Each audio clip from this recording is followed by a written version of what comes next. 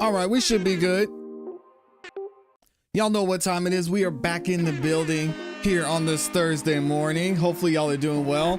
You know what to do. Drop a 1 in the chat if you can hear me. Drop a 1 in the chat if you can see me. Happy Thursday, guys, and welcome. Welcome back to another YouTube live stream. We're looking all crispy and clean on the screen. Welcome back to another episode of the ClassE Morning Show. I'm your host, ClassE, of patreon.com/ClassEbeats. By the way, link is in the description as well as in the pinned comment in the chat. Make sure y'all check it out. Shout out to everybody who's in here. We're going to have a great time. We got a lot to get into. Have a little bit of a breaking news. We've got the Foreman from the Karen Reed trial. He is not done yet. His work is not finished. He did an extensive interview with NBC News 10. We're going to get into that shortly. We've also got some updates on the Diddy trial. We should have closing arguments today, and we're going to see what's going on there. But before we get into it, I've got to say what's up to the people, man. Shout out to everybody who's in the building. We got my awesome, amazing Amy is in here. Good morning. We've got Taco Tuesday is in the building. CPE's in here. We got A Fitz, Virginia Wiley, Libby22, SC Girl, Valerie Knox, Jay Buckmaster. My guy is in the building as well. Shout out to everybody who's in here. Good to see y'all. Who else we got? Did I miss a couple of you? We've got Dawn is in here. Noah's in the building. My guy, Mr. Brown's up in here as well. Oh, I think my chat's not updating. That's what it is. Hold on a second. We got Noah in here. Jay's in the building. Jay Warren is back at it. Trisha's in here too. Good morning, good morning, good morning. All right, we're gonna go ahead and get right into the show. If you guys haven't yet, and if you're not aware, I do not ask for much on this show, but the one thing I do ask for is that you guys like the video. Not only is it free, it helps the channel continue to grow. It lets the algorithm know that you guys are enjoying the show. It shares the video, the channel, this live stream, all the videos that we're going to be dropping later on today. It shares that out with more people. So if you could take 2 seconds and like the video. All right. I appreciate everybody who's done it. We've already got 500 plus of y'all that have liked the video so far. And if you're feeling extra generous, you could always hit that share button and you can share the video and the live stream out too. You can share it through text. You can share it on X. You can share it on Instagram, wherever you are, wherever you're watching, and the platform you like the most. So thank you to everyone who shares the video out as well. And I will be reading a couple super chats as we go throughout the show. So thank y'all who go the extra mile and send in super chats. I know a couple of you have done that already. So let's go ahead and get into these and then we'll get started. Shout out to Mr. Les Cleaver in the building, my guy, one of the hardest working dudes that I know. What does he say? He says, good morning, all. I love you and God is great. Amen. And loves each of you just as you are. This is the best YouTube you will ever be a part of, in my opinion. Amen and amen. Thank you, Les Cleaver, for the support. Thank you for the 5-bomb too. We also got, let me see. Did I miss anybody? No. Okay. I think I got everybody in here so far. KC is in the building as well. Shout out to KC. And Mr. Brown's in here too. Good morning, Mr. Brown.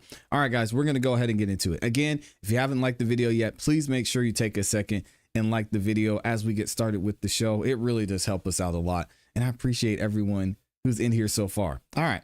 So as you know, the Diddy trial is coming to a close. We're going to hear closing arguments in the next day or so. I believe they're going to be today, but as far as I know, they're going to be happening today. So we'll get into that in a later video. But there are some insights that we want to look into as to what the actual charges are in this Diddy case and what's going to be happening moving forward. So I wanted to go to this amazing video posted over on X by the Honorable Doug Weinstein. Y'all may remember him from the YSL trial, and he had some insight into this whole RICO situation, as Doug is very familiar with that from his first criminal trial he had. And he's going to talk about what we're looking at in the case of Diddy and this RICO. Let's go. Speaking of the Sean Combs case, you know, for the RICO charge to hold up against Sean Combs, the government has to show that there is an enterprise. Without an enterprise, you have no RICO. So the government has been attempting to demonstrate that Sean Combs's illegal enterprise was a web of his businesses, his employees, etc. And I think you will see the defense attorneys constantly going back to this Boyle v. U.S. case, 556 U.S. 938, which says that when the government is trying to prove an enterprise through an association in fact, in other words, not a formal business enterprise, but one that comes together for this alleged criminal activity, there has to be some structure to that. That is what our Supreme Court has said. There has to be some structure. And what do you need to have a structure under RICO? Well, the structure has to have certain features. It needs to have a purpose.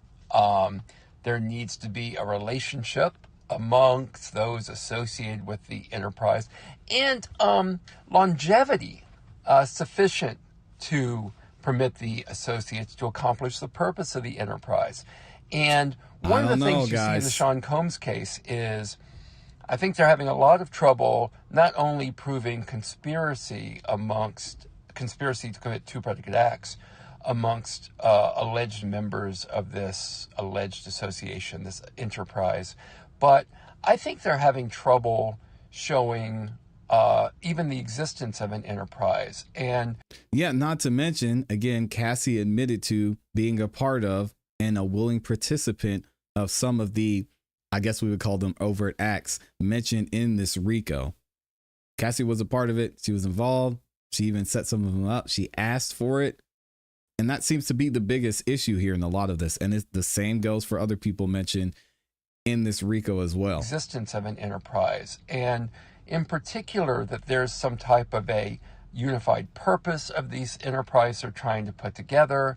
And sufficient longevity. You've got people coming in, coming out. You've got KK coming in well into the enterprise. You've got people coming in and out again all the time. So under Boyle, I don't know that they've really shown the enterprise.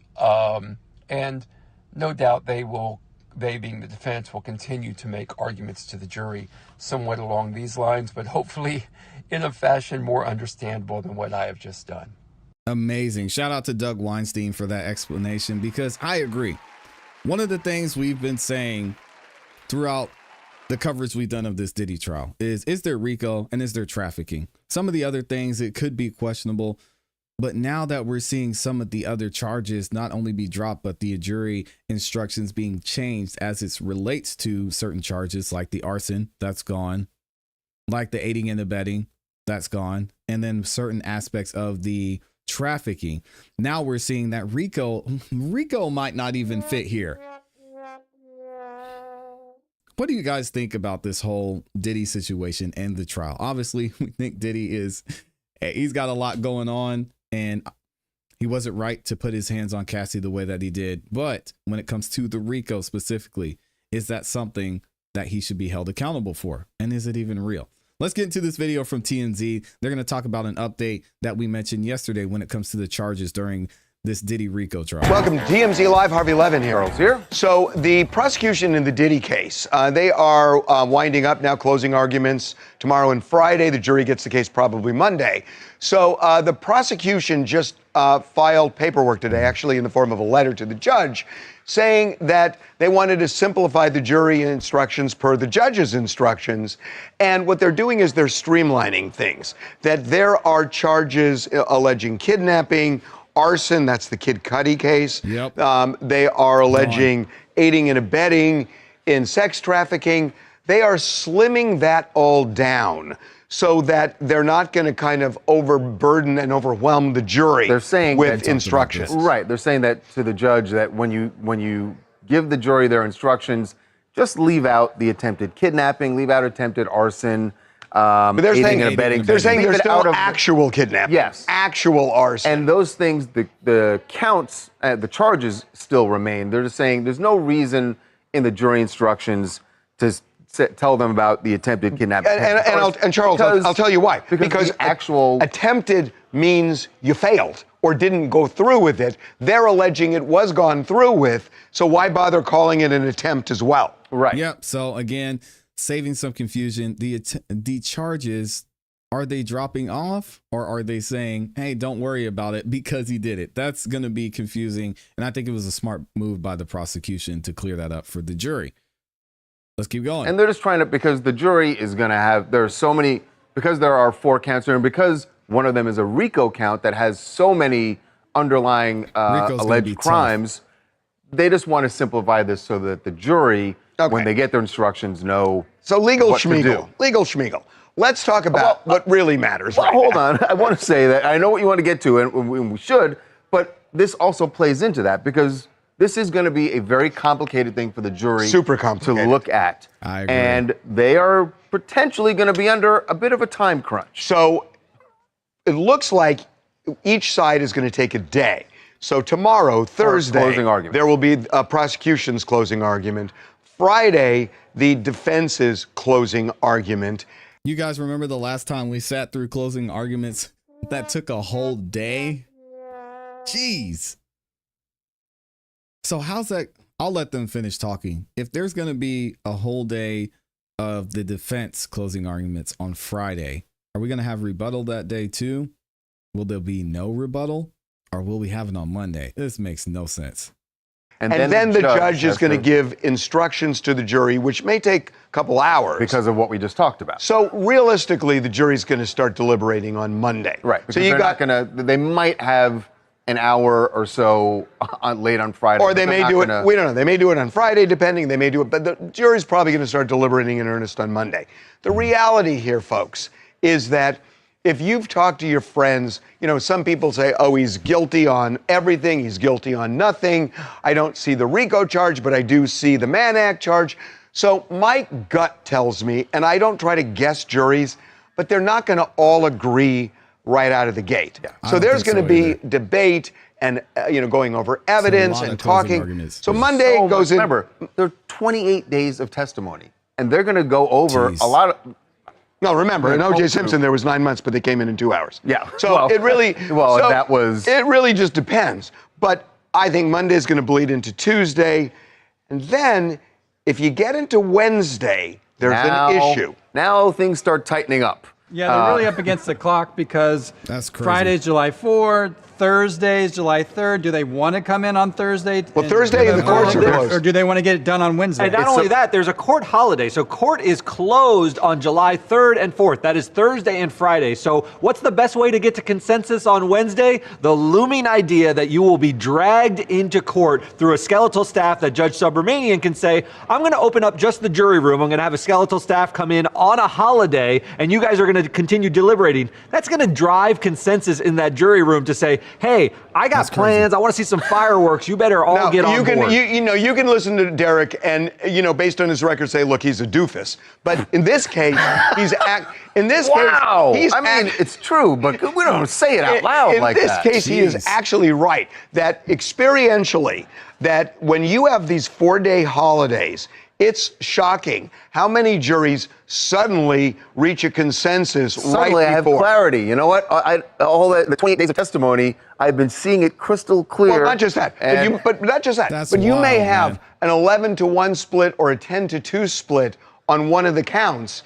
And those Pressure two, on those and the holdouts. pressure on those two, they may have family picnics, they may have family parties, whatever. That's true. At a point, I know that sounds trivial and crazy, but there is that kind of It's inert in the back pressure. of their head. Yes. It's definitely going to be. Yeah, and I've seen it myself. Guys, jurors are human, right? And they're thinking about all this stuff. I 1000% agree. I think if you're the defendant, you're like, man, can we not finish this up during a holiday? Can you guys maybe stretch this out a couple more days so that way the jury's not deliberating when there's a holiday? Because you don't want them to rush to a decision, especially when it's your life. But anyway, I want to know what you guys think about this. Is Diddy going to be found guilty on any of these charges, or is he going to walk free? I unfortunately think they're going to want to find him guilty of something, especially because of the nature of Cassie's testimony, the testimony they've heard from several people who have been around him. I think it's going to be hard for the jury to just say, let's let him go. But I want to know what y'all's thoughts are on that. Let me know what you think in the comments and in the chat. Shout out to everyone who's in here. Superman's limp leg is crazy. Oh my gosh. Shout out to you. Remember, a lot of people didn't show up for him. I don't want to be on his bad side. Ray J, I was shocked. Ray J said Diddy is not guilty of these charges that they're saying. Domestic violence, maybe. Being a weirdo and liking certain things, possibly. But RICO, trafficking, aiding and abetting, Ray J said, come on, man. But to that point, I think the reason a lot of people weren't standing up for Diddy is maybe they were involved in some of the lawsuits surrounding him. Maybe they didn't want their name included in this because they were around or close to him. Very, very close. And maybe they should have known some of the things that were happening. So again, it's probably a PR moves more than anything. And hopefully some of them has said, hey man, listen, I got to do me. I got to make sure I'm good. So no hard feelings, right? It's a win-win for Diddy. Freak off at home, passed around, bottom in the cell. Oh my goodness. Maybe he's got dirt on them. Maybe they're waiting. Maybe maybe some of them are holding their breath for what the feds have on them. I don't know. I'm new to the channel and watch Karen Reed with you. Thank you. Great coverage. Are you going to cover Karmelo Anthony? Yes, we're going to talk about that today. I've actually got a couple topics, I believe, on Karmelo Anthony today. We're going to get to that shortly. So make sure y'all hang in there and welcome to the channel. Shout out to everyone who's new to the channel. Thank you to all 900 of you who are in the building. Guys, I do not ask for much on this channel. To be honest, there's really one thing I ask for is that you guys like the video. Likes are free. They help us out. They help the channel continue to grow. And I'm going to continue to beg for likes until I'm no longer making YouTube videos, which is probably going to be a long time from now. Either way, thank you to everyone that's liked the video so far as well. Good to see y'all in here. Remember, a lot of people did not show up for him or his friends. That's true. I think they will find him guilty of something too, but he's probably has a pardon coming. Oh, with his buddy in the White House. Oh, that would be insane. I don't think with everything in this trial, I don't know if he gets pardoned, but it's definitely possible. ClassE, I guarantee the shower just vacates when Diddy walks.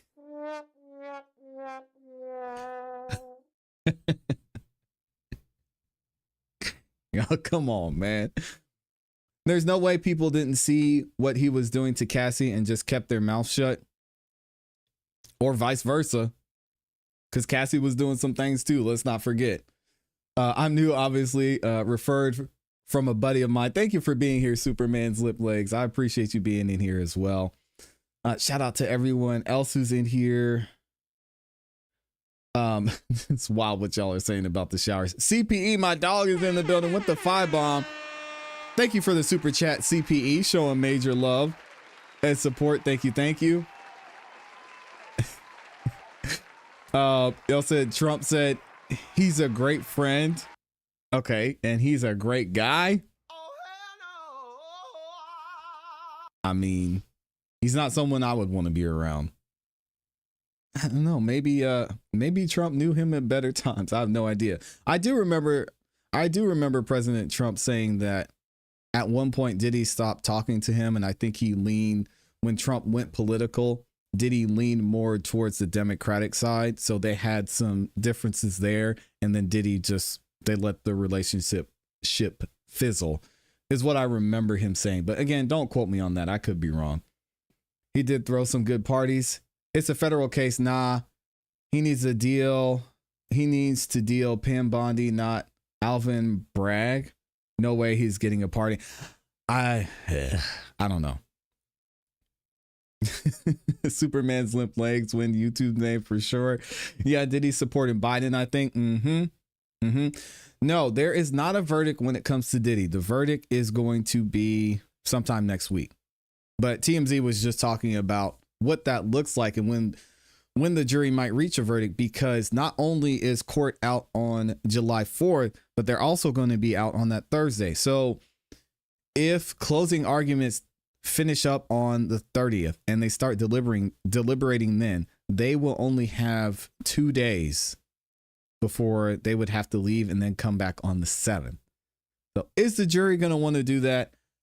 I don't know. Would y'all want to? Let me know in the chat. What would y'all do if you were in this situation and you have 2 days to deliberate? Do you think you would feel the pressure to get to a verdict before the holiday? Or would you just kind of be like, nah, we need to do the right thing. Let's just take our time. Mr. Brown said Cassie looks crazy. Cassie does not look like this innocent dove that just never did anything wrong. That's for sure. All right, we're going to be talking about another Karen Reed topic here in a minute. I know y'all love you some Karen Reed because the Karen Reed fire is still burning. It's the gift that keeps on giving. Shout out to Les Cleaver in here again. Oh my goodness. He says with the 5 bomb, it's hot out here and perhaps in here too. God bless you all. I pray each of you have a great day and a safer one. Amen. Thank you for being here, Les Cleaver. And I appreciate the support as always as well. Nah, it's an extra day off. It's an extra day off work if it goes beyond the holiday. That's true. What about the girl that came out saying Diddy used a remote control? Hey, yo. I hadn't heard about that. Good Lord have mercy. Good morning to everyone just stopping by. This is going to be quick, and Diddy felt he was going home. I don't think he's going home. Unfortunately, the evidence is one thing, but I don't know. Taco Tuesday says up to 120K subs. Yeah, shout out to everyone who subscribed. Thank y'all. Thank y'all. Thank y'all for the love. We did hit 120,000 subscribers yesterday, I believe. We're doing it. Hey, you know, the numbers are cool. I appreciate it, but really just making sure I'm giving you guys great content. We're having great conversations. We're creating a positive, forward thinking platform and just having a good time, you know? So hopefully you guys are seeing that. And I think that's evident by the amount of people that subscribe. So thank y'all for the support. Definitely a big milestone for sure. If you would have asked me this time last year, if I thought I was going to be at 120,000 subscribers, I would have said you're crazy. Some of the people close to me said it was going to happen. And I was like, nah. Shout out to Henry Resilient. Shout out to Amy. So they saw the vision and I was just like, hey, I'm going to put in the work. I'm going to let y'all make your predictions. We've got Kara Hampton in the building. Showing major love with the 5 bomb says, just saying good morning, just showing daily love. Have a great day, all on purpose, as always. Barry Diddy and Karen is free. Shout out to Kara Hampton. Always reminding us to have a great day on purpose. Virginia Wiley says, congratulations, you deserve it. Greatest YouTube ever. Thank you. Shout out from Australia down under. Said for some reason the Karen Reed case has a lot of interest here. God bless the internet. Yeah, without it, we would never know what was going on. They told Diddy to shut up and watch what time he gets, not as much as we think. Okay. I may end up in the replay, but got to get back at it. Love y'all. Shout out to Les Cleaver. Yeah, shout out to Australia. Question for everyone in the chat. If Diddy is acquitted, does it fall into the Kevin Spacey file where it basically goes away? Or can he be like Michael Jackson and gain some reverence back?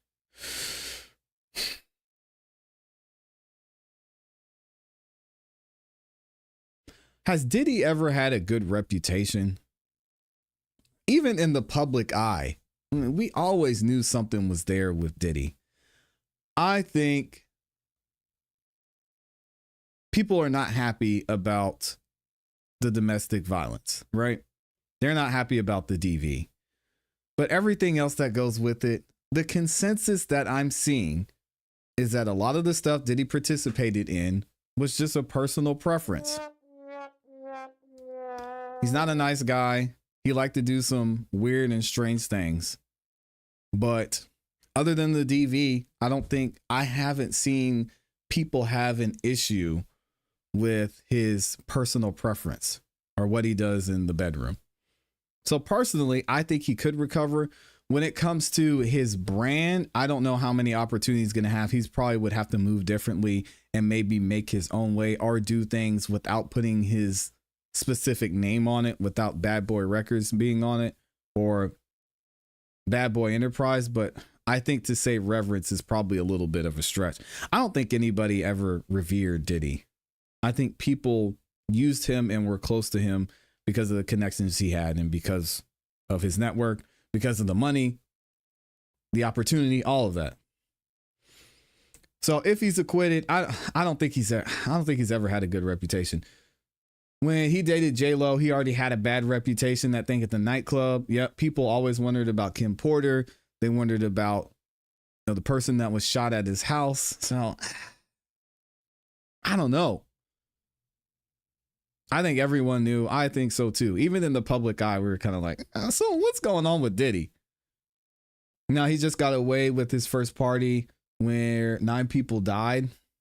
Isn't Diddy going to get accused for Biggie and other people that died? I think they've already got some guys they're looking at for that one.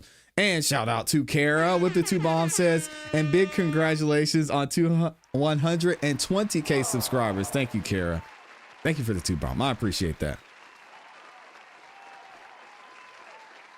Yeah, I think reverence is probably a stretch, but is Diddy gonna be able to continue to be successful if he's acquitted? Absolutely. Absolutely. Yeah, Ciroc, he was already, some people are saying Ciroc was a big part of this and why he was having issues. Ciroc dropped him and there was a whole back and forth there. I'm not going to get into the business side of it. Big fine, time served, and segs, addicts, and DV cases. He said, can't nobody hold me down. Yeah.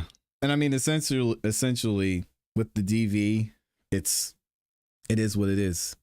We got the civil lawsuit. No criminal charges were filed for that. It's over. So we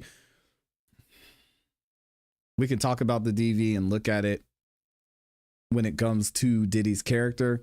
But when it relates to this case, it's really irrelevant, to be honest.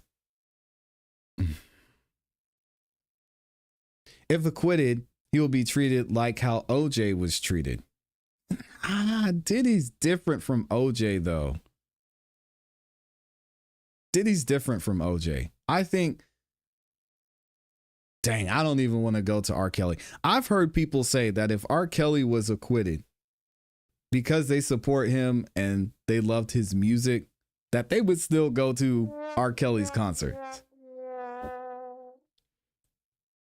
And seeing as no minors were involved in this situation at all, there were no children involved, although I know some people think that there's still kids that were involved in this, and maybe there's some rumors going around.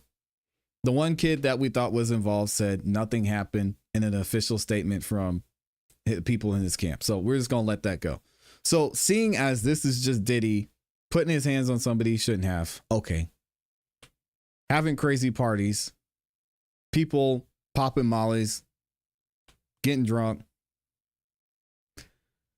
having a good time.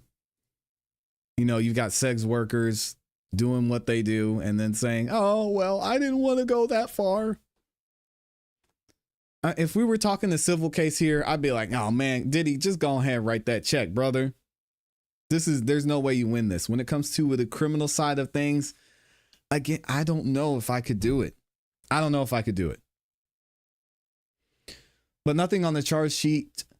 So we focus on the charges. Exactly. When it comes to DV, just we gotta throw that out. And I know that sounds cold, but it's the case.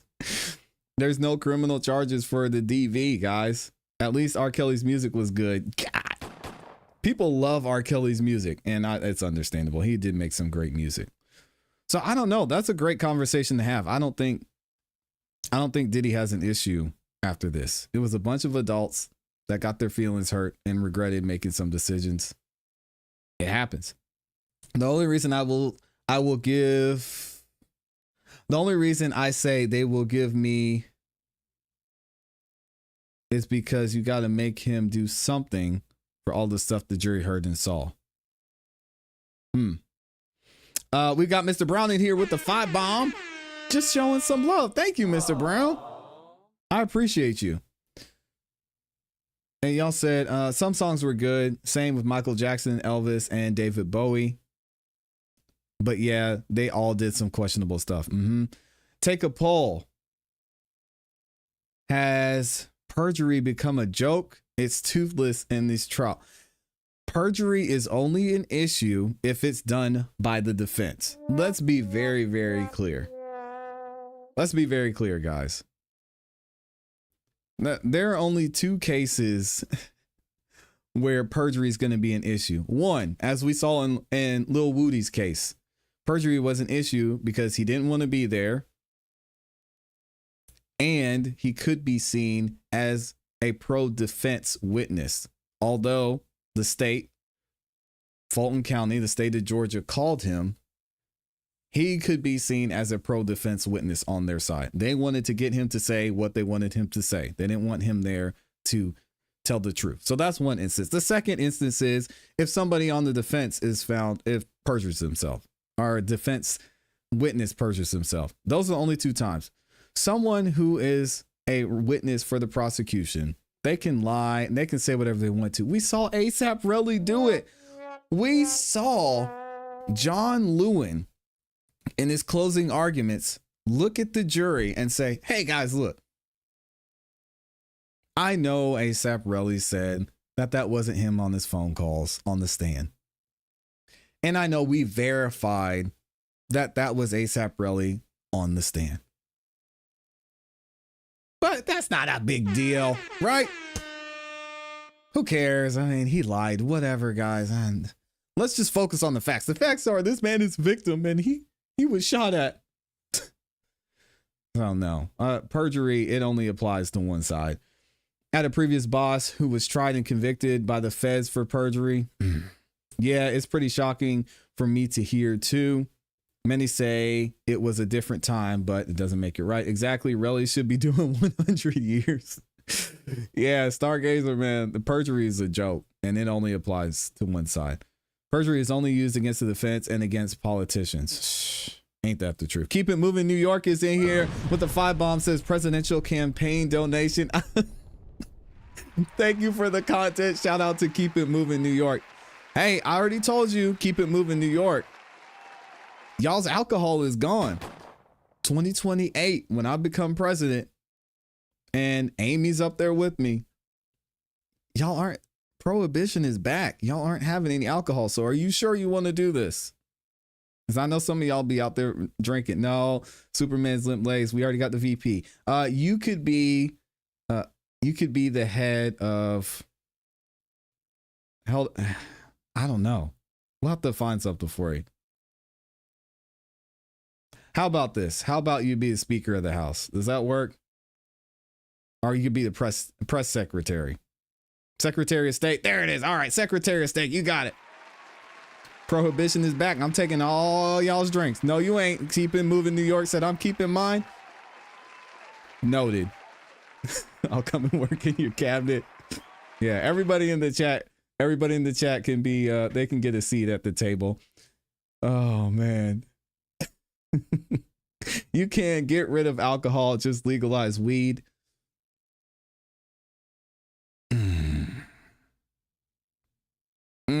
That's a tough one.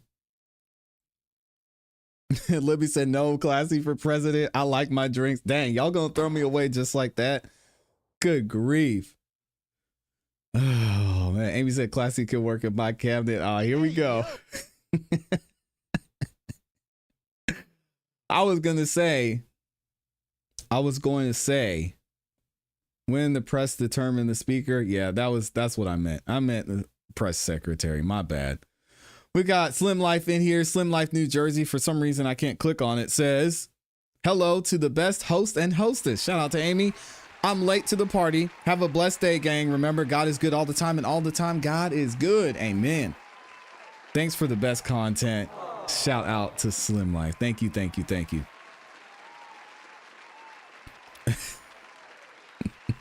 No, y'all better not vote. No drinks. No drinks when I'm president. I don't drink. That's fine with me. Good job, Noah. Stay the course. I'm taking all y'all's alcohol. And see, then Diddy won't have a problem. He can come out with like a sparkling water or something. All right, I don't know. Anyway, let's go ahead and get into our next topic here. Thank y'all for being patient and having a conversation. We got over 1,000 of you in the building. Please, guys, like the video. Okay, take a second, like the video. It's free.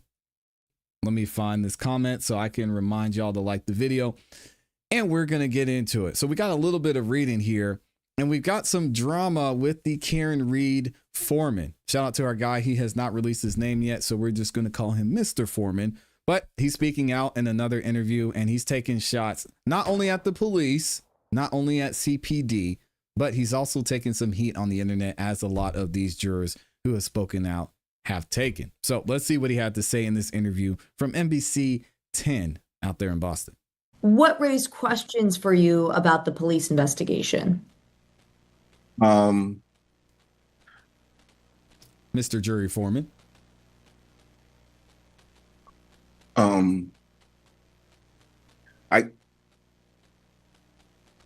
What raised first and foremost the house.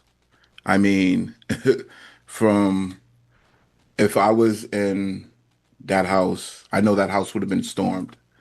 First and foremost, like no one went into the house. Someone's laying on someone's lawn, but no one goes in the house.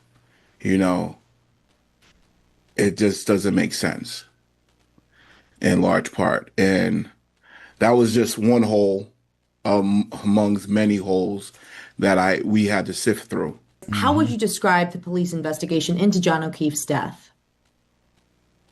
No justice in a certain aspect. It was really say shot, not even say shoddy, because then I would say lazy police work, because in large part there's certain things that you kind of learn 101 about collecting evidence, making sure no one's near the crime scene, how you do when you talk to witnesses, all the things 101, they was all I agree, Brady. done lazy. How do you have interviews with all the people all at once that's supposed to be suspects? No one was separated. It was all done in one group.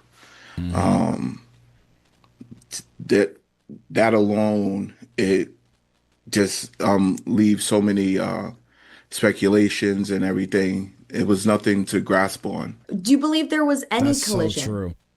No, I believe Karen Reed is not guilty. I mean, this guy, I love his answers. He is so straight and to the point. No.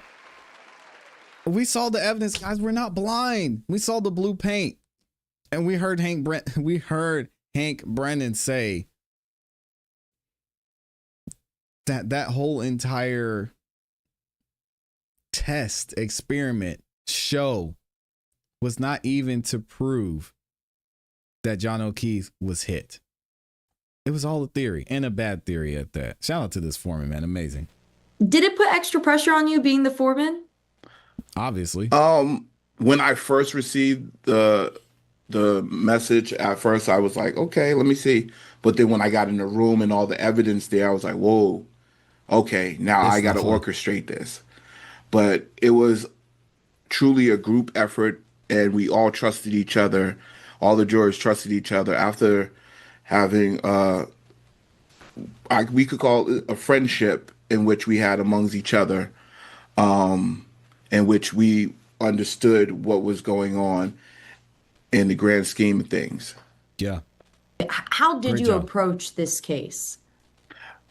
Well, I approached it like how any juror should be approaching it, and walking in there understanding this is supposed to be an innocent person, and now the prosecution has to prove the charges, and the prosecution didn't prove the charges At all. It was it's not even close. Aha moment, like, wow, they're reaching. And which was when they talked about the holes on the back of the hoodie and everything, and then they had to point back and bring us back in and tell us, no, those was holes that was made by the forensic person. And it was like, oh, so how we again, more holes that we have to sift through and try to figure out, more games that's being played. What evidence stood out regarding driving under the influence?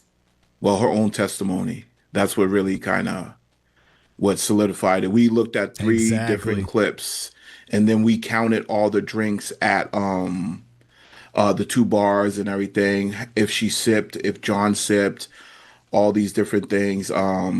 Did they We did the share same whatever? here. Did she actually? And then we tried to look at all that, and we went over. I say we went over the videos twice, and then we went and counted the drinks, and then we looked back at her videos, and we was like, this is the only thing that's They solid. were. Yeah, and we said this so many times as they were deliberating, even before they came back and asked if the video clips of Karen Reed were evidence. We said this so many times throughout this trial. We're looking at the evidence. When it comes to the OUI, we see her take shot, drink, mixed drink, shot, sharing somebody else's drink, and then she gets in the car. Guys, come on. We said this. You can be the most experienced drinker in the world. You're going to be tipsy. Karen Reed said she was tipsy. We saw her leave. She had a glass with her from the bar. What are we even talking about? It's the only thing we really have that's solid that we could feel honestly, truthfully, like we could charge her only with this. When you just started deliberations, were you leaning one way or the other? When I entered deliberation rooms, I still was leaning, she's innocent. Let me hear from everybody else. There you go. Shout out to the Foreman. Absolutely amazing. And we got to protect this man because y'all see he's out here taking some shots of his own now. This is insane. This was posted on X by Turtle Boy. And he had something that he saw and pointed out what someone was saying about the Foreman. Now, keep in mind, there's people on both sides that strongly disagree with other people. I know y'all had a lot of smoke for Julie Grant because she had her strong beliefs about what happened with Karen Reed. And now this Foreman, who was just doing his job and saying what he felt and believed, is taking some heat on the internet, of course. I don't know who this is. I'm not saying that, but mass mafia, we'll call them.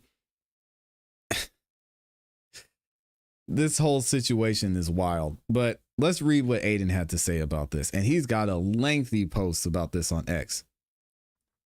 He said, last night, Kate Peter, who is working with Zora from Netflix, the Norfolk County DA's office, and the state police issued a series of racist tweets directed at the foreman of the Karen Reed jury. She called him an Uncle Tom. Oh my goodness. If y'all don't know, that's a racial slur that is meant to demean black people who are perceived as not sufficiently black. Basically my whole life. After receiving massive blowback, she deleted the tweet and attempted to word salad her way out of it, but only continued to say more racist things. I don't know who this is, the mass mafia, and y'all can see Aiden's account of it. I'll drop the link in the chat. But this person says, whoever this is, says, no, what I'm saying is that although I recognize the term as pejorative, I do not consider it racist. Oh, boy. What? I guess that's up for debate. And I think it more than applies here. For what this man has self-disclosed, he is one of the most desperate neighborhoods in the area where gentrification has pushed people out and driven house prices up, disproportionately affecting generational black families. He works with the area vulnerable youth. The young men he works with are 10.1 times more likely to have their rights violated by police and 2.5 times more likely to be killed by police than someone like Karen Reed. Okay, how does that make him an Uncle Tom? Yet he is out here on TV doing backflips for her, spreading her fantasy. What? While ignoring the reality in his own community entirely. What does Karen Reed have to do with the black community? Oh, gosh. I don't know. Maybe I'm too... This is insane. This is the definition of riding hard for white privilege. Maybe the conversation makes people comfortable. Fine. If we're going to talk about white privilege, I think we should be talking about how, as someone mentioned in the comments, how the police showed up to these white folks' house and found a dead person on these white folks' lawn and didn't go and investigate the white folks' house. If we're going to have this conversation, which I'm not going to, I really don't care. I don't have dead people on my lawn. I abide by the law. Y'all can have that conversation. If we're going to have the conversation, why are we just avoiding that part of it? And then a white person got blamed for that dead person on their lawn. So a man saying he's seen the evidence of this white on white crime, allegedly, right? And saying that the white person is innocent. What do we do? What are we talking about here? I don't know. Maybe I'm missing it. Y'all are going to have to help me out. They also go on to say Yeti's on TV doing back flips. I should say black flips for her and spreading her fantasy while ignoring the reality in his own community. But didn't he say he works with the area's vulnerable youth? So what should he do? I don't understand people like this. So should he just convict her because she's white? Or should he be on TV saying, oh yeah, bring Karen down. Blonde hair, white girl, lock her up. But I feel like Karen Reed has attempted to appropriate enough off black culture without actually recruiting a black man to do it. And he's clearly not dumb. So it's not like he's being duped into it. I have no idea what this person is saying. J-Rock responded, you lost me on this one. We can agree that Karen Reed actually did it. No, we can't. But this is not staying in that lane.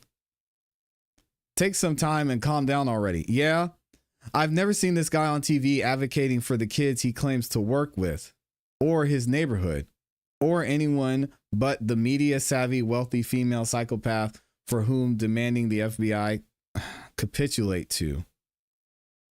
Okay. I'll read a little bit more of this and then I'm done. Okay. Or anyone but the media savvy, wealthy female psychopath for whom is demanding the FBI capitulate to.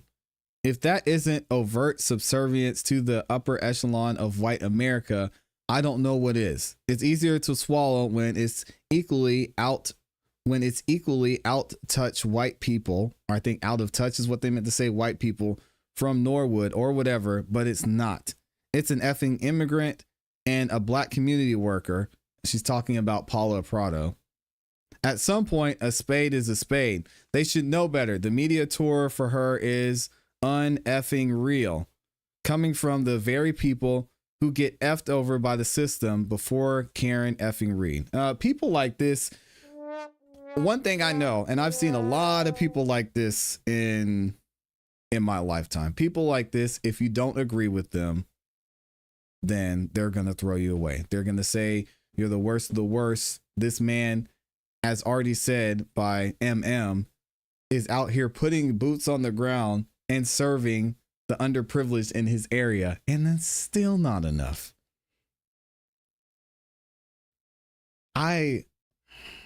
Boy, oh boy, oh boy. I've never heard of this person before. I'm going to stay far away from them. Shout out to Aiden for bringing light to this, but I'm not going to go on and read the rest of it. If you guys want to see it, I'll leave a link to this post from Turtle Boy in the comments and in the chat. Let me know what y'all think. This is super weird.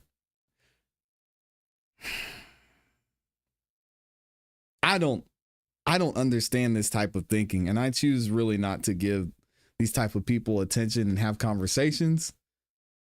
But I find this shocking.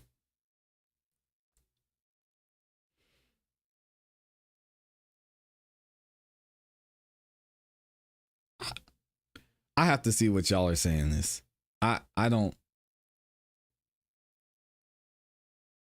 I'm so lost.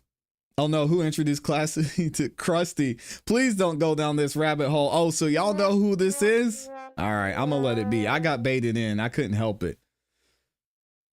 I saw Aiden post this and I couldn't help it. ClassE, to be fair, Chloe was a dog of color. Not sure it was white or white.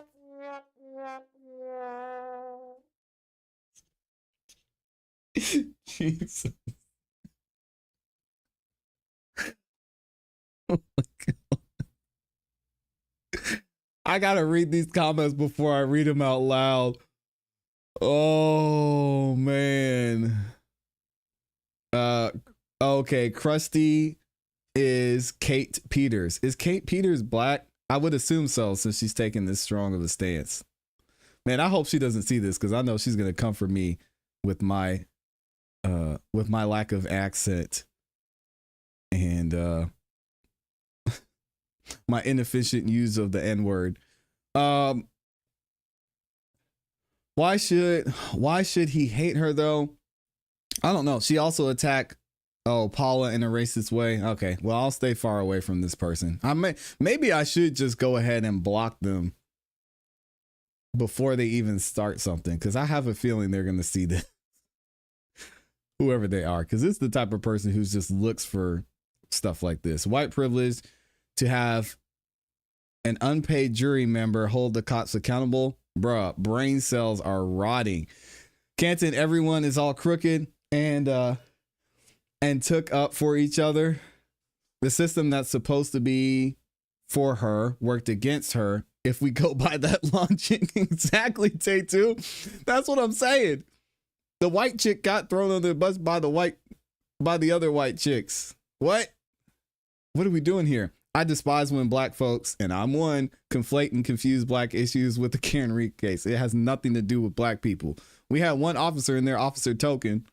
I wonder what they have to say about her. And Officer Token, a black police officer in Boston. Oh no, we got to protect Officer Token. She might be the next target. Income equality and gentrification has nothing to do with the Karen Reed case. No, black flips. I can't even say it. It's the same as when people argue about the Middle East in the weather report lines. Does anyone know how and where Krusty got her name? Oh, okay, we just talked about that. Nobody en masse feels that way. We love the Foreman. Shout out to everyone over there. I don't really like Karen Reed's personality. Me either. I wouldn't hang around Karen Reed either. But the investigation was sloppy. That's why it was impossible to convict her, even if she was guilty. They did not prove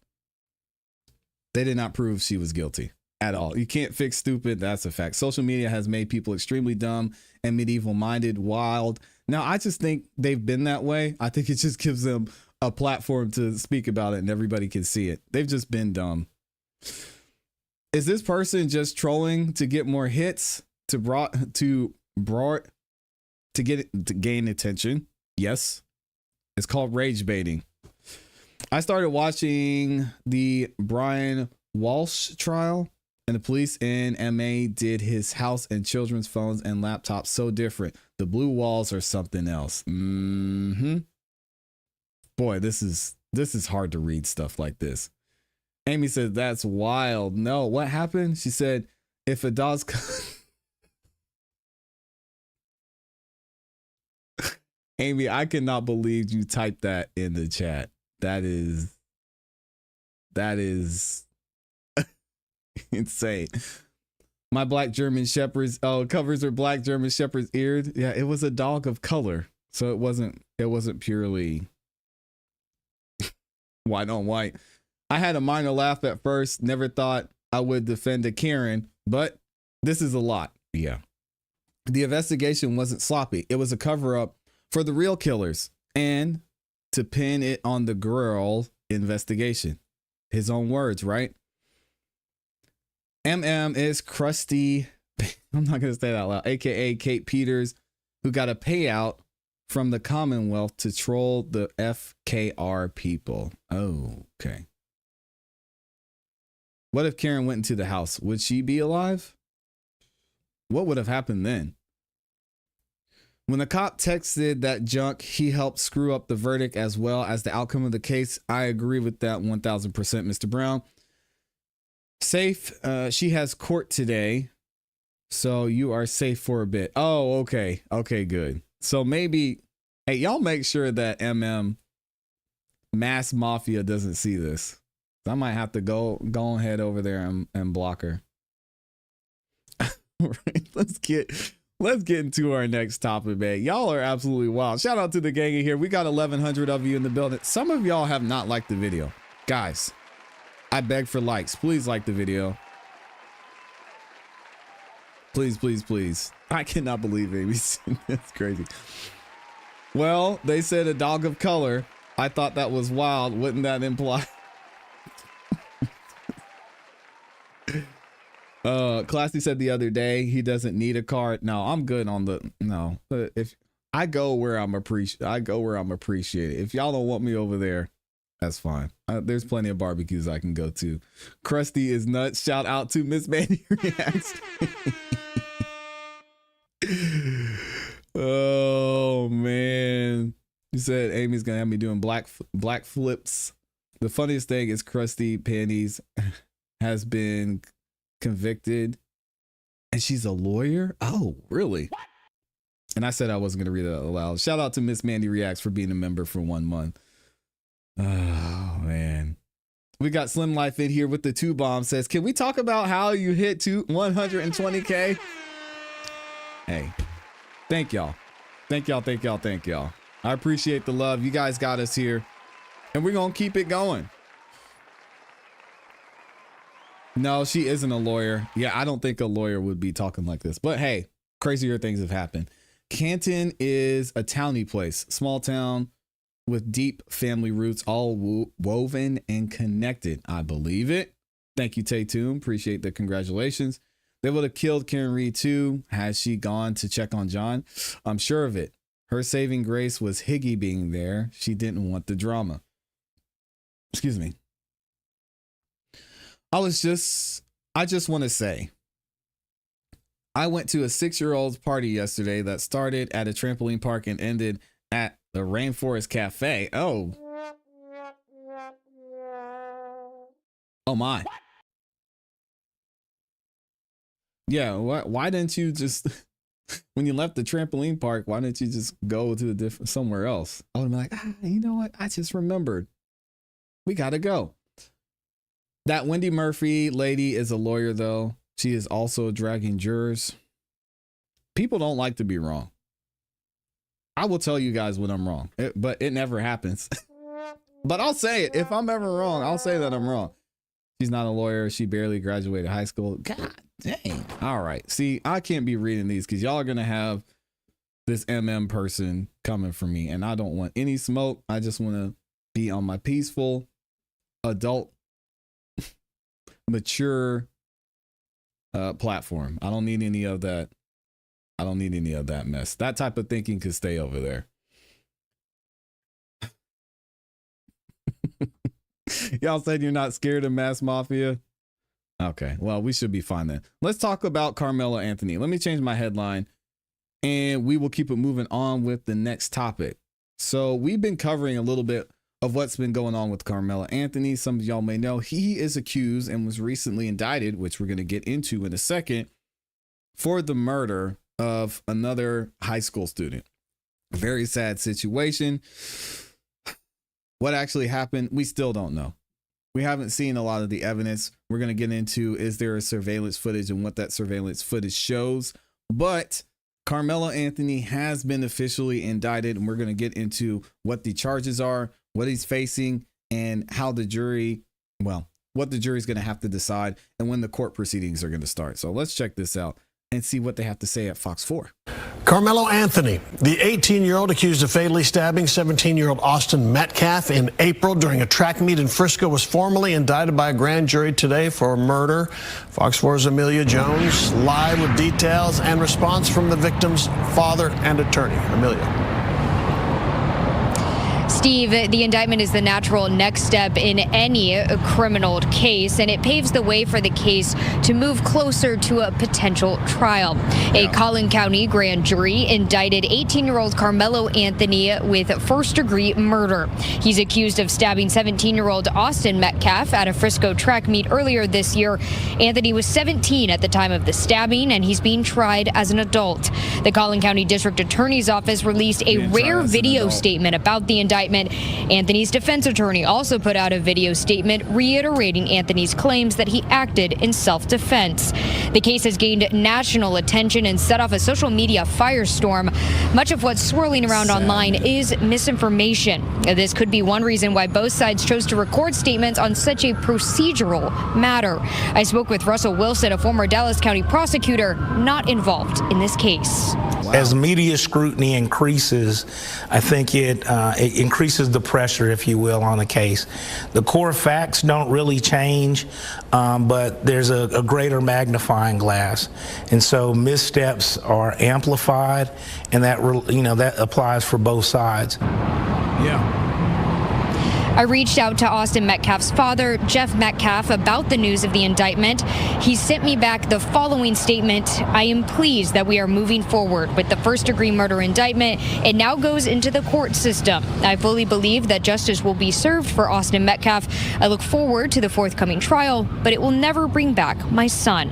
Jeez, and no matter what happened, man, this guy lost his son. Austin died in his brother's arms.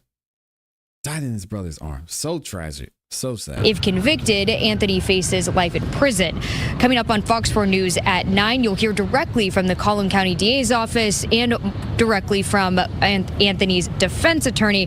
Plus, we'll share what comes next. For now, Steve, back to you. All right, Amelia Jones. Amelia, thank you. All right, so we've got another, we got another update on this indictment, and we're going to get into more of the details of the specifics of what Karmelo is facing. Because again, it's sad, as you guys have said, there's evidence to show, and we're going to get into the surveillance footage later, that Karmelo may have been the aggressor here, and it's going to be a really uphill battle for him, especially in the state that he's in. But let's see what they have to say. The other big story here at 10 takes us to Frisco, where a teen now faces a first-degree murder charge for the stabbing death of Austin Metcalf. Karmelo Anthony is now waiting on a court appearance before a judge, but we're not expecting a trial anytime before next year. Our Marvin Hurst has more on the indictment tonight and the call for calm as the wheels of justice start to turn. 83 days. That's how long it took Collin County prosecutors to establish a case of first-degree murder against Karmelo Anthony. Earlier this spring, our community was shaken by what happened at a school track meet in Frisco. The violent loss of 17-year-old Austin Metcalf. In a statement, Metcalf's father says, I am pleased that we are moving forward. With the first-degree murder indictment, it now goes into the court system. I fully believe that justice will be served for Austin Metcalf. I look forward to the forthcoming trial. Wow. But it will never bring my son back. Sad, April 2nd, an early morning track meet in Frisco ISD led to a confrontation between two 17-year-olds under a tent, Austin Metcalf and Karmelo Anthony. Metcalf was stabbed in the chest and died, police said. Anthony was arrested on a charge of murder. He was held on a $1 million bond for 12 days until a bond reduction hearing. Anthony was placed on house arrest, where the teen suspect currently remains, now under indictment. A copy of the charge is expected to be released by Thursday. Of course, Karmelo looks forward to his day in court.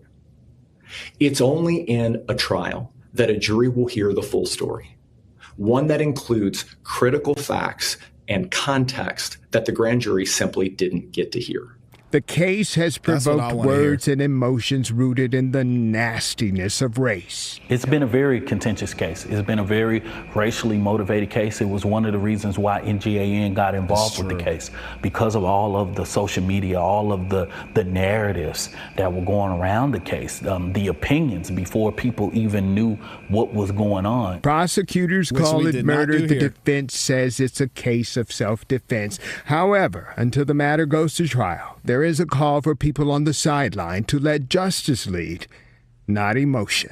We understand that this case has sparked strong reactions. Yeah, no kidding. Please remember that there are real human beings, kids, on both sides of this case. But let's remember that the justice system works best when it moves with steadiness and principle. That's what we're committed to, and that's what this case deserves. Marvin Hurst, CBS News, Texas.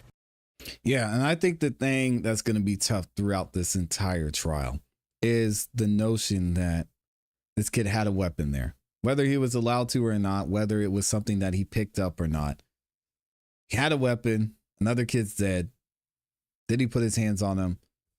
It's going to be interesting to see and understand and learn about Texas law, because we know Texas is a little bit different from a lot of other states. So we're going to be tuned in for that as well. Let's get into this article here. Karmelo Anthony, the now 18-year-old, accused of fatally stabbing another teen during an altercation at the Frisco ISD track meet in early April, was indicted for murder by a Collin County grand jury on Tuesday. Anthony, who was 17 at the time of the incident, was arrested on April 2nd in connection with the stabbing of 17-year-old Austin Metcalf during a track meet at their stadium. The teen, who is facing a first-degree murder charge, has been on house arrest since released on a reduced bond on April 14th. If convicted, Anthony could face a possible sentence of 5 to 99 years or life in prison. We have to find out if the prosecution is going to seek that or not. We'll wait and see. In the Texas criminal justice system, 17 years old are considered adults. Collin County District Attorney Greg Willis announced that his team worked to present the evidence to the grand jury for weeks. We know this case has struck a deep nerve here in Collin County and beyond. That's understandable. When something like this happens at a school event, it shakes people to the core. That's so true. Willis said in his statement, but the justice system works best when it moves with steadiness, as we heard, and with principle, and that's what we're committed to, and that's exactly what this case deserves. Willis acknowledged Austin Metcalf's family following the formal indictment, asking the community to keep them in your thoughts, and if you're willing, in your prayers as well. I'm pleased that we are moving forward with the first-degree murder indictment. It now goes into the court system. I fully believe the justice system will be served, that justice will be served for Austin Metcalf. I look forward to the forthcoming trial, but it will never bring my sons back, their father said. Anthony's attorney, Mike Howard, released a video statement after the indictment saying, in part, Karmelo and his family are confident in the justice system. Well, the legal system, the judicial system, the justice system. We're still out on that right now. The people of Collin County to be fair and impartial. Of course, Karmelo looks forward to his day in court. Oh, boy. Also, we have this news. Now, this is going to be interesting. We're going to talk a little bit about it later on in another video. But the Frisco ISD released surveillance footage of the fatal incident in mid-June. The video recording began several minutes before the altercation between Anthony and Metcalf. The camera positioned near the press box captured half of the field at the stadium. The tent where the incident occurred is located in the bleachers near the 50-yard line. Due to the camera's distance, individuals are not easily identifiable in the images. At about 9:55 a.m., a sudden movement is seen under the tent, followed by interaction between two figures. Frisco ISD officials said this is the moment the stabbing occurred. Several people can be seen walking or running away while others approached the area. Minutes later, an ambulance arrived, entering through the gate near the end zone and driving to the 50-yard line. Paramedics appeared to realize they couldn't reach Metcalf, who was in the bleachers with the stretcher. They returned into the end zone, then carry it into the stands. While the paramedic worked on Metcalf, someone placed crime scene tape and unrolled a blue tarp higher in the stands behind the tent, according to the footage. Wow. Police later said this is where the knife used in the stabbing was found. So now we're hearing conflicting testimonies and conflicting stories. I heard one person say it was a spike that was used in the track meet. Someone else was saying it was a knife. So I don't know which one it is at this point. We may have to wait until the trial to know actually what happened. And then they said after this happened, Anthony was quickly taken into custody, and we heard what happened there. Let me know what you guys think about this in the comments in the chat. Sad situation. And we'll be covering this trial once it actually goes to court. So let me know what you guys think. Man, so sad. This, again, we don't know what happened yet. But guys, I I usually don't like to speak on things before they go to court. I don't know that this kid deserved to die. They said it probably will be closer to next year. Did this 17-year-old deserve to die? I don't know if I could buy it at this point. Again, we'll wait until the evidence comes out to see what's presented, but it's going to be hard for me to believe the answer is yes. And then the other question you have to ask with that is, did Karmelo Anthony have a right to protect himself or defend himself in this way? That's tough. I don't know. I think the place where he was stabbed also matters. If it was his heart, he definitely intended to kill him. Tragic. No way he deserved to die. No, he did not deserve to die. Kids should not be carrying weapons to school, etc. Why not just fight him if need be? No, he didn't deserve to die. I don't think Karmelo expected him to die. This sounds like he didn't either. I wish every court had cameras. I think it's the best transparency. I agree. If it's proven that Austin had been bullying Karmelo, I could never convict him of first-degree murder. I could see that. Probably going to find him guilty. I don't think he meant to kill him, though. It sounds like it, because they said, the news report said that when they found him when him being Karmelo Anthony, when they found him after he had allegedly committed this crime, he was like, did I kill him? Is he dead? I did not believe that this young man's intention was to kill him. I agree. He was defending himself. Depends on where he stabbed him. The story's sickening and nothing can bring back the victim who has a twin. Yeah, he died in his brother's arms. His brother must be having a very difficult time. I can imagine. Texas doesn't play when it comes to murder charge, though. They do not. That's why I said, did Austin have a knife or a weapon? We don't know yet. They're saying here that it was a knife. I don't know if it was a knife. We haven't seen the evidence, so we'll say weapon. Won't know until the trial. Will all of the activities surrounding this trial, I won't comment.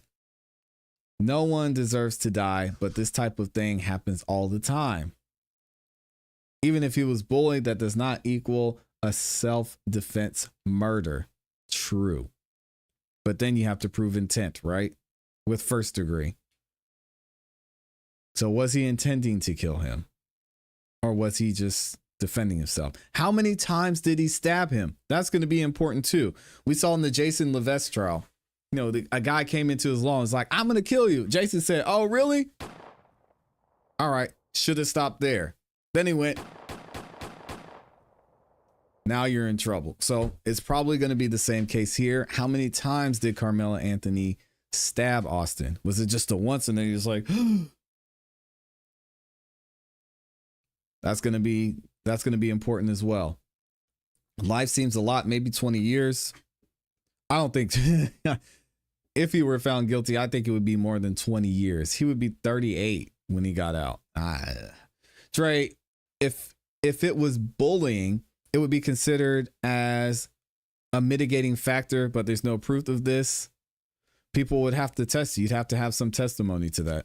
Was Karmelo seriously scared for his life?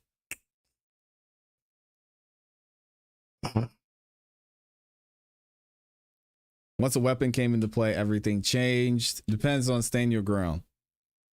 It depends. Because if he pushed him and made a threat, I gotta look. We're gonna learn more about Texas laws as it goes along. But in certain cases, if you push me and then I pull out a knife and then you pull out a gun and then I pull out a bazooka, in some states that's legal.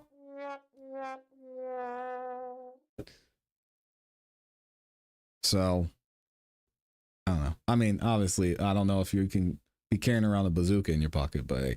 Anyway, it is when you pause and you're shooting. Yes. And then you start shooting again. You really lose your self-defense claim. Exactly. Mads gets it. So I need to, how many times did he get stabbed? I haven't heard that yet. Remember, Anthony allegedly told Metcalf, touch me and see what happens. I said, then you have big pockets. You're carrying a bazooka around. Hey, you know, I've seen crazier things. Why not just throw some punches? Why do you have to add a weapon? That's what I don't get. Well, it depends. Was he bigger than him? Did they have a history? There were people around. Technically, Karmelo was outnumbered, which is why the altercation started in the first place, right? He was in a place that the people who were there didn't want him to be because they were on opposing sides, whatever. And he was outnumbered. That's going to factor in. Karmelo only stabbed him once, but in his heart. Oh. Yeah, so I think, and again, guys, I'm not an attorney. All right, so we'll see when this trial happens. And we'll see as we look into the law. But I think if he stabbed him once, it doesn't really matter where he stabbed him.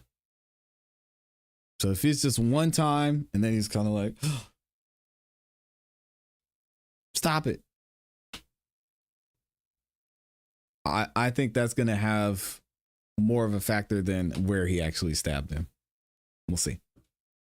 Karmelo is on house arrest, so obviously the authorities did not see him as a threat to the public. No, which is most likely makes me think that it was just once. I hope the coach that invited him under tells the truth. This was an away event. The story said they attempted to jump him. The classmates at the school said the twins were bullies. Interesting. That's what happened at the Preppy stabbing trial. One stab in the heart. What happened with that trial? What happened with the Preppy stabbing trial? Do I need to look that up? Let's see here. What was the... Oh, boy, I don't want to... Let me see. Let's find this out real quick. We're going to pivot.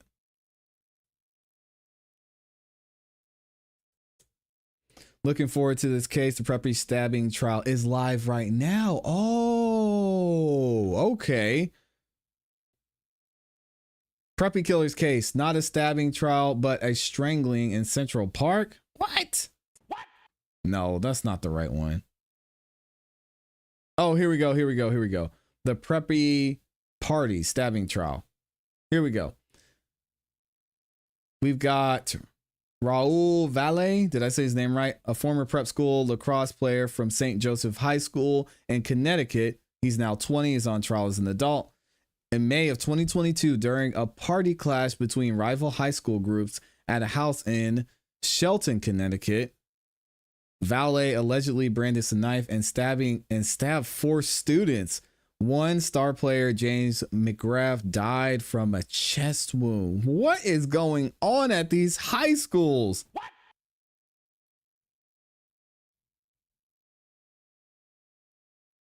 What is going on?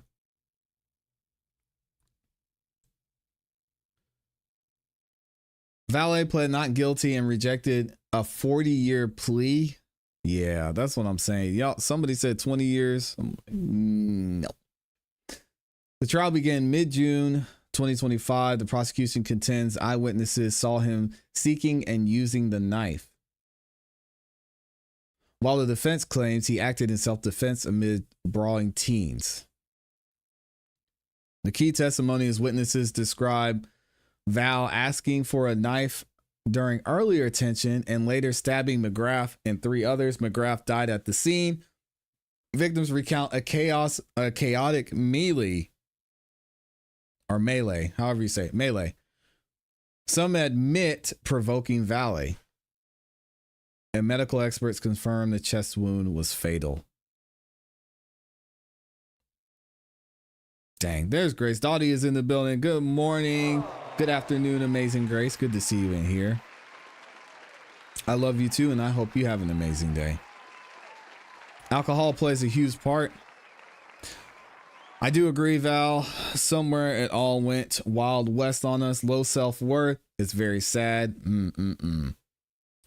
has done an initial dive on Kohberger, and it's on his radar. Yes, we will be covering Bryan Kohberger. We've also got Melly that's coming up too, so we might have to pick and choose which one we cover. I don't know. Bryan Kohberger seems like a very interesting case. My brother-in-law just got shot for the second time because he's a bully and he thinks people are going to keep letting him put hands on them. Well, sounds like self-defense to me. I don't know the situation, but yeah. Bryan Kohberger, y'all want Brian. Yeah, Luigi too. Yeah, Luigi's a federal trial, so we might just have to give updates here and there. An adult was at the house too? Oh my goodness. Good grief. Let me see. I had a couple other things I wanted to cover, but I think I might set y'all free. Let me see.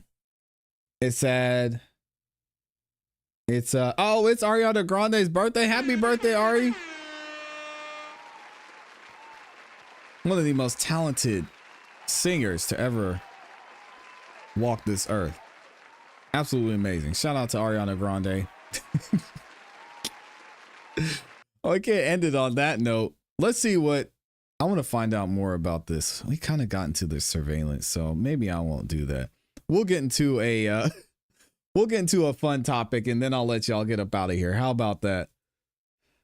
We got to talk about Fat Joe. Yeah, shout out to Ariana Grande. Super talented.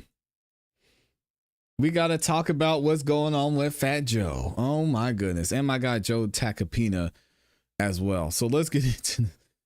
If y'all haven't heard about this, this is absolutely insane. So we know there's two sides to this, right? We've got Terrence Dixon on the side with Tyrone Blackburn. And then we've got Joe, we've got the Joes. We've got the T's versus the Joes. We got Terrence and Tyrone versus Joe and Joe. Fat Joe and ASAP Joe. And allegedly, Tyrone was was getting served as a result of the lawsuit that was filed against him and Terrell Dixon. And it looks like he might have ran somebody over. We're going to talk about it in a second, and we're going to get ASAP Joe on the channel at some point to talk about all this craziness that's going on. But check this out. TMZ says a lawyer suing Fat Joe arrested for allegedly mowing down Joe's process server. Oh my gosh. This is insane. Look at Tyrone. What are you doing, man? More drama in the Fat Joe civil case.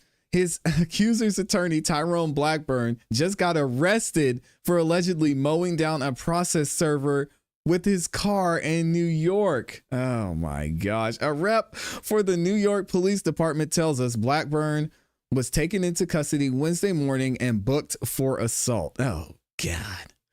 Cops say it all started on the night of May 12th when Blackburn got into his vehicle as a 66-year-old messenger was serving him a complaint in the Fat Joe case. Blackburn allegedly slammed his car into reverse and backed up, hitting the process server in the leg and causing a minor injury. Oh, y'all pray for Grandpa just out here trying to make some extra cash.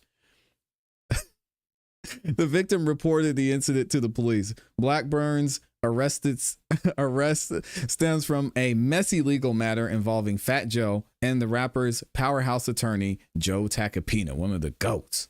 Tacopina tells us Blackburn sent a demand letter on behalf of Terrence Dixon to Joe requesting $3 million for allegedly co-writing music with the hip hop star. Joe Tacopina says they blew off the letter, but Blackburn followed up with another demand letter claiming Fat Joe was messing around with minors. Tacopina says they wanted to get out ahead of the situation, so they filed a lawsuit alleging defamation and extortion against Blackburn and Dixon. That's when Tacopina hired the messenger to serve the complaint to Blackburn. Oh my gosh. Dixon has since filed his own $20 million lawsuit against Fat Joe, accusing him of being a PDF. We've reached out to Blackburn. So far, no word back. Well, that man in jail, so we ain't gonna hear about it. Shout out to Joe. Joe, why are you hiring? I got some smoke from my guy Joe. I'm gonna ask him this. Why are you hiring 66-year-old process servers? Joe, I'll go out there to New York for you and serve Tyrone, man. What are we doing here? Let Grandpa live. He should be working the desk. He shouldn't be out here chasing down cars.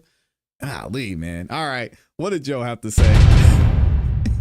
Come on, Joe. Twist of him allegedly driving over your process server.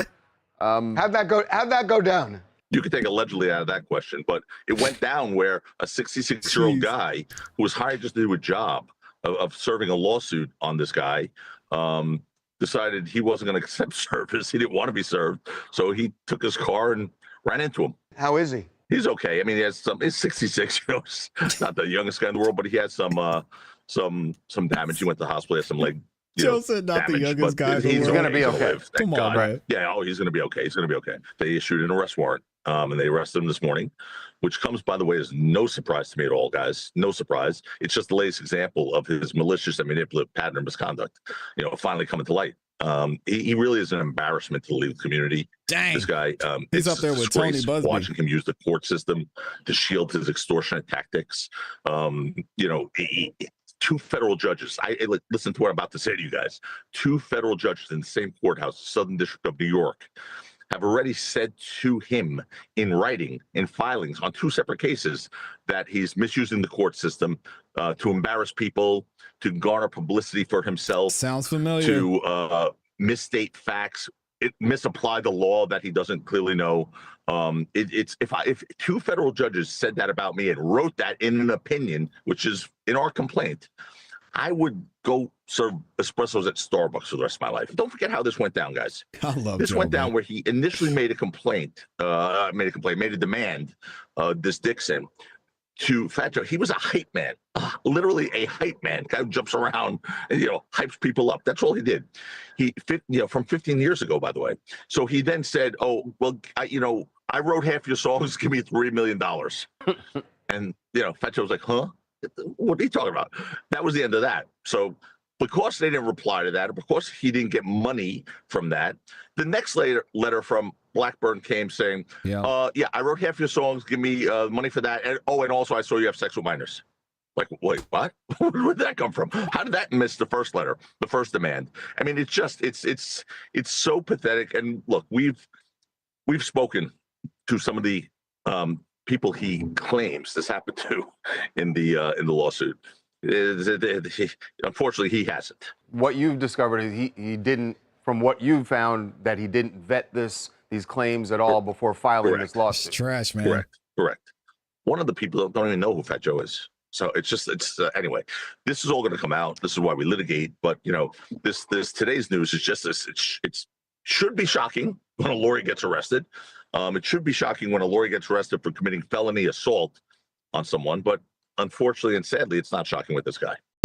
Yep, and Joe's going to talk about it more. We're going to have him on the show.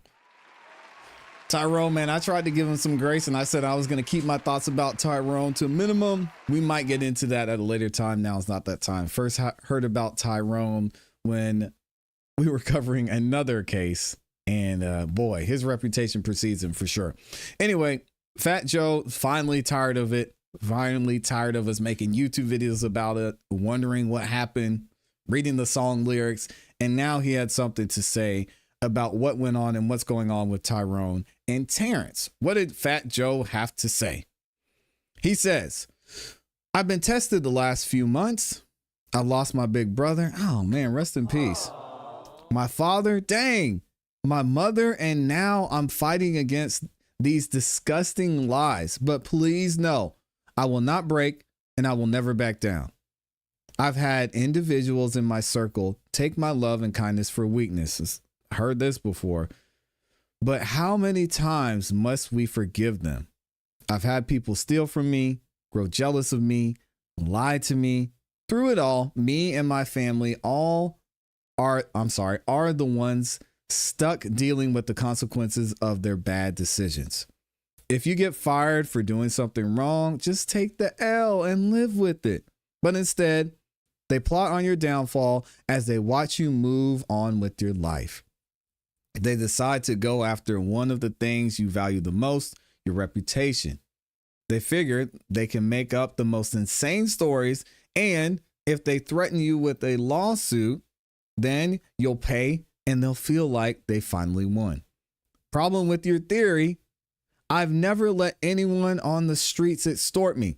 So how would I ever let a crooked attorney and a coward ex-hype man extort me? I'm from the Bronx. They love saying that too. Shout out to the Bronx. Mr. Tyrone Blackburn, attorney at law, since you want the clout, we will finish you in court. The time of lawyers using their law license as a badge to extort people and destroy families with no evidence is over. I wish that were true. I'm not the one. You mess with the wrong one this time. Joseph Fat Joe C. All right. We know the Joes are going to do their thing here. ASAP Joe and Fat Joe. It'll be interesting to see how this is going to play out. Joe Tacopina is saying, man, we talked to the people they're alleging were involved in these incidents, and they're like, who? What? No, this is not what happened. Going to be an interesting one to follow. Y'all let me know what you think about this in the comments and in the chat. Shout out to my guy, Joe Tacopina, man. Absolutely amazing. What a mess. What a mess. This is why I stay inside, man. I don't be out here trying to mess with all that stuff. It's not even worth it. She is not worth your breath by reading her comments out loud. She will argue with a fence just to hear herself talk. She has a lengthy criminal record. Y'all must be talking about MM over there. Is the lawyer another Busby? Yes. We actually knew about Tyrone before we knew about Tony Busby. Oh, man. And it's a shame because Fat Joe's doing well. I think he just signed a deal for whatever he's got going on with his podcast. He's making some great business ventures. So it's good to see him doing well out there. But man, it's nasty when people bring out these type of lawsuits against you and just throw in there that you're a PDF. Like, come on. Why? Fat Joe was messing with Kitten. No. That's what they're alleging. Amy, so I was driving, but her ClassE is back in the bazooka. Hey, listen, it was just an example, all right? I don't want to get pulled over. Y'all better, hey, don't start any rumors. And Amy said it's cake time. All right, shout out to Amy with the super sticker in here. Always ready for lunch. Always ready for some cake. Speaking of, and thank you, Amy, for the super sticker. Amy had a little breakdown here of what's going on with the Diddy trial. I will hopefully I'll be able to do it justice.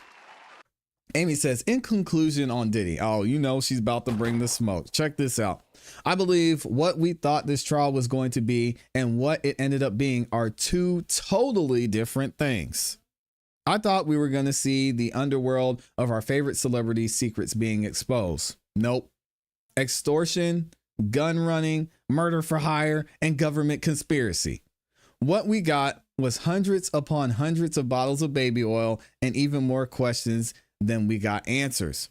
This clearly was just a workaround for the domestic violence that stemmed from the public release of Cassie's beating.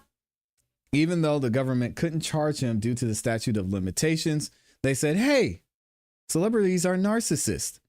If he has proof of those old crimes, if we search his places, surely it's proof of others, right? Nope. But without video of him in any acts, witnesses that didn't have their own reason to do dirt, or paper trails that they say, hey, I'm Diddy and I orchestrated freak-offs against everyone's will, what we are left with is a bunch of hearsay that's hard to prosecute. My overall analysis, this was a dumpster fire. Diddy will get 10 years for trafficking, serve 3 to 5 for being a freak ninja, then move to wherever Russell Simmons is hiding. He going to the island. Shout out to Amy for that amazing analysis. That has been your Amy analysis today. There you go. There it is. Shout out to Amy for that good word. Very true. We were like, oh, Leo DiCaprio, he's going to be exposed. Oh, J-Lo. Oh, Jay-Z, Beyonce. We know they all knew. Justin Bieber said, Diddy didn't do anything. What are y'all talking about? No. In a statement, an official statement came out and said nothing happened. J-Lo's name was never brought up. Who knows? Maybe she was celebrity B. Beyonce, Jay-Z, nobody. We heard nothing. No other celebrity. So is the FBI holding on to something and they haven't brought it forward? I don't. We don't know. This just seems like a waste of time. The trafficking, again, so easy to indict. I think it's hard to prosecute. I hope Amy is wrong on that one. If they find him guilty of the sex, I didn't want to say. If they find him guilty of the trafficking, that's going to annoy me a lot.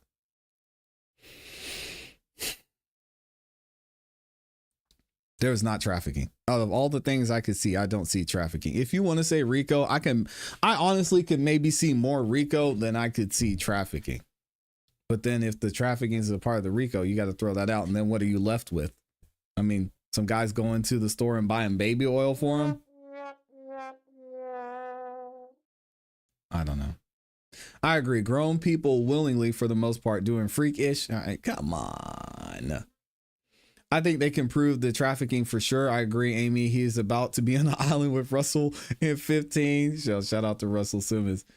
Nothing they proved justified them stealing all his belongings during the raid.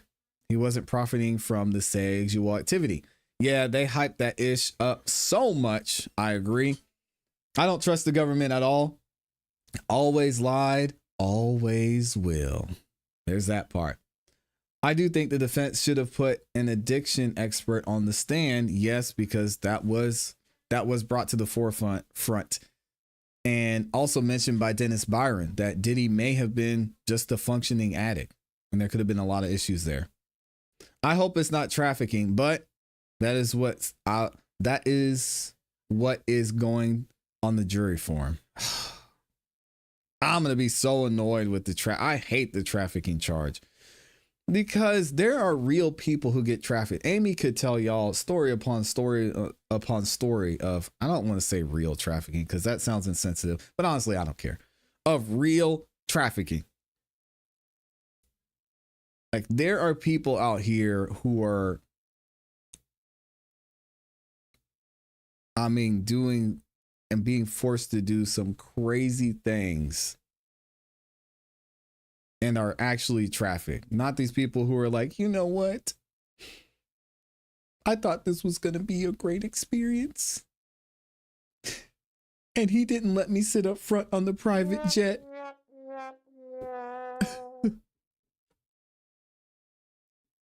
I went there against my will. I retroactively removed my consent.